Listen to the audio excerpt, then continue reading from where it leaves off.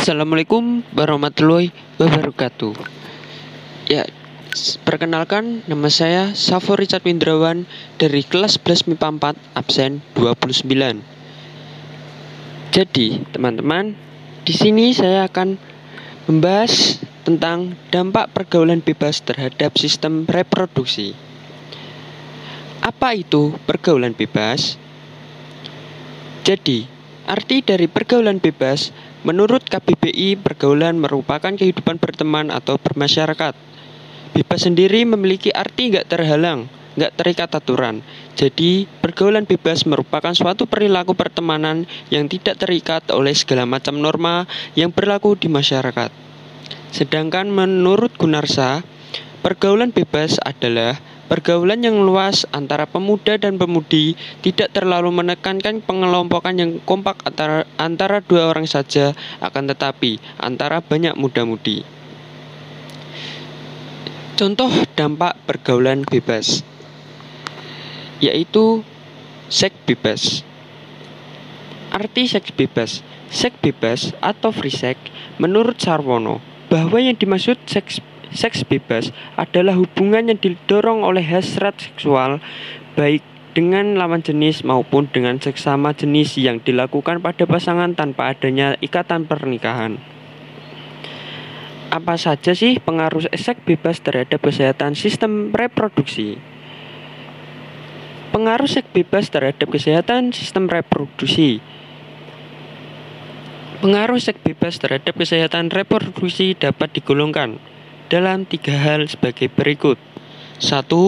Pengaruh yang paling potensial dan nyata adalah tertular penyakit infeksi menular seksual atau IMS dengan segala akibatnya.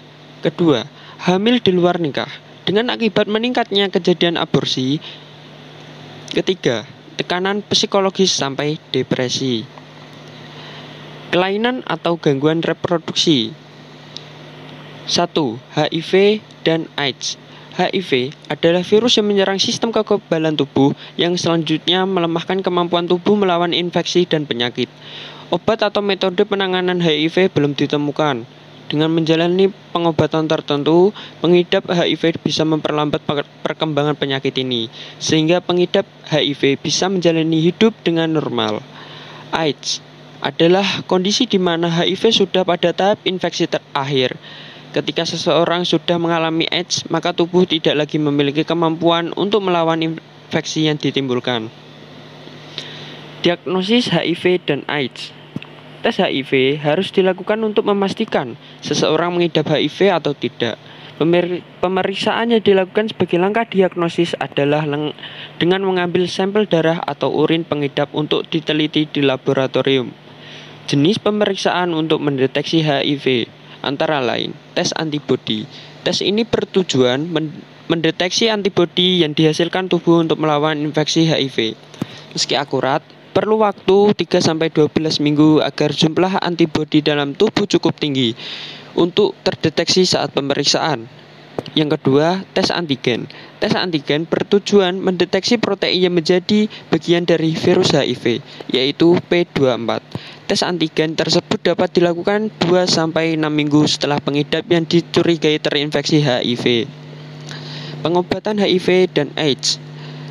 Meskipun sampai saat ini belum ada obat untuk menyembuhkan HIV, tetapi ada jenis obat yang dapat memperlambat perkembangan virus. Jenis obat ini disebut antiretroviral atau ARV. ARV bekerja dengan menghilangkan unsur yang dibutuhkan virus HIV untuk menggandakan diri dan mencegah virus HIV menghancurkan sel CD4. Jenis obat ARV memiliki berbagai varian, antara lain etravirin, efavirenz, lavivudin, sidovudin, dan juga nevirapin. Selama mengonsumsi obat antiretroviral, dokter akan memonitor jumlah virus dan sel CD4 untuk menilai respon pengidap terhadap pengobatan. Hitung sel CD4 akan dilakukan tiap 3-6 bulan. Sedangkan pemeriksaan HIV RNA dilakukan sejak awal pengobatan, lalu dilanjutkan tiap 3-4 bulan selama masa pengobatan. Kelainan atau gangguan reproduksi yang kedua, sifilis atau raja singa. Raja singa atau sifilis adalah penyakit menular seksual yang disebabkan oleh bakteri. Gejala sifilis diawali dengan munculnya luka yang tidak terasa sakit di area kelamin, mulut, atau dubur. Diagnosis sifilis. Untuk mengetahui seseorang menderita sifilis, dokter akan melakukan pemeriksaan berupa tes darah dan pengambilan cairan luka. Tes darah untuk mengetahui adanya antibodi untuk melawan infeksi, sementara pemeriksaan cairan luka guna mengetahui keberadaan bakteri penyebab sifilis. Pengobatan sifilis. Pengobatan sifilis atau raja singa ini akan lebih efektif jika dilakukan ketika tahap awal. Sifilis dapat diatasi dengan antibiotik penisilin.